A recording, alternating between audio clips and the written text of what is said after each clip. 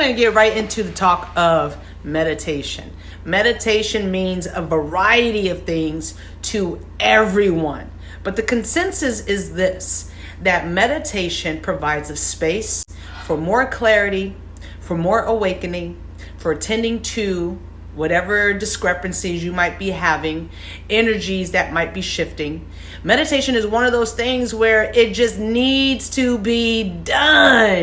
So right here, right now, in 2020, in the world of this new day and age, prior to all the quarantine, a lot of people were trying to figure out how to go to the next level. So you hear of multimillionaires really getting into a Zen-like state, practicing some sort of meditation, practicing some sort of flow, practicing a regimen. So there is a consensus of elevating mentally to start to access all of the things that money doesn't bring you, financial gain doesn't bring you, materialistic achievements doesn't give you. And so how can one be more sound in mind? How can we be more at peace in mind? So let's talk about a couple different ways that you can meditate. You can have sovereignty of self. You can try to hone in on how you are feeling. So let's talk about it. Number one. So there are a couple different ways that you can meditate.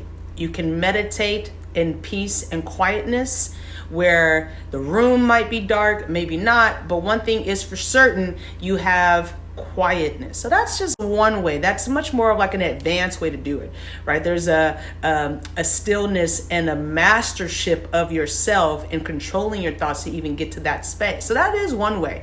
And if you feel like, hey, you're going to deep dive, go ahead and deep dive and hop right into like silencing everything out and just existing.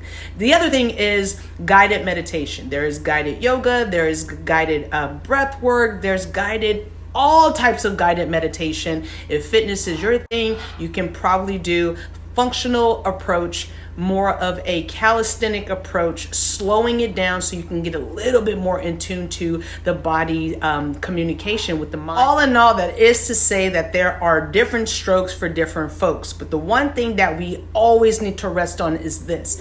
Meditation, at the core root, the meaning is to bring awareness, to bring to the surface, to be in deep thought. A lot of times people don't want to do that because it forces them to self-reflect. It forces them to have to tend to. It forces them to start to navigate in areas of the subconscious mind that they're not ready for.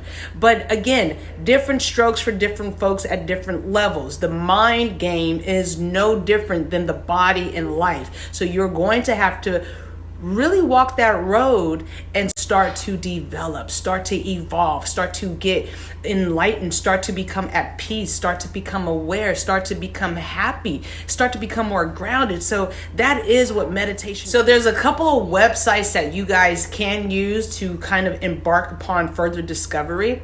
One is Gaia.com. There's a plethora of information there depending on how deep down the rabbit hole you want to go. So that's number one. Number two, YouTube is so great for Wim Hof's breath meditation, which I effing love. And then you can follow me on my IG page at Stage Junkie Inc. or right here on this YouTube, because I will be more animal flow meditative type of videos that you can follow along with and then start to have a sense of ownership of how you're feeling, getting more grounded, and then really at the core root of it all, start to feel fucking amazing, because that's what it's all about. But that's it, guys. A simple overview on meditation. Please get into it. It is so important for not only our soul connection, but our mental health, which is so important in this day and age, at any age. But that is how we're going to align, and that is how we're going to be free, and that is how we're going to keep our mental health at peak to the best capacity. All right, guys, I'm out of here.